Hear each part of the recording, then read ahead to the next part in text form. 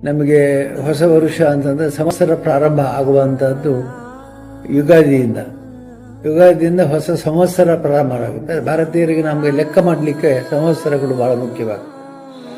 ಸಂವತ್ಸರ ಫಲ ಅಂತ ನಾವು ಹೇಳ್ತೇವೆ. ಸಂವತ್ಸರ ಫಲ ಅಂದರೆ ಈ ವರ್ಷದ ಹೇಗಿರುತ್ತೆ ಫಲಾಫಲಗಳು ಅಂಥೇಳಿ ಸಂವತ್ಸರದಲ್ಲಿ ವಾಚಕವಾಗಿರುತ್ತೆ. ನಮ್ಮ ಪಂಚಾಂಗಗಳಲ್ಲಿ ಸಂವತ್ಸರ ಫಲ ಹೇಳ್ತಾರೆ. ಕೃಷಿಕರು ಸಾಮಾನ್ಯವಾಗಿ ಫಲದ ಮೇಲೆ ಈ ವರ್ಷ ಮಳೆ ಹೇಗೆ ಬರುತ್ತೆ, ಕಾಲ ಹೇಗಿರುತ್ತೆ ಅಂತ ನಿರ್ಣಯ ಮಾಡಿ ಸಾಕಷ್ಟು ವಿಚಾರಗಳನ್ನು ಮಾಡಿ ಅವರು ಕೃಷಿಯನ್ನು ಮಾಡ್ತಾರೆ.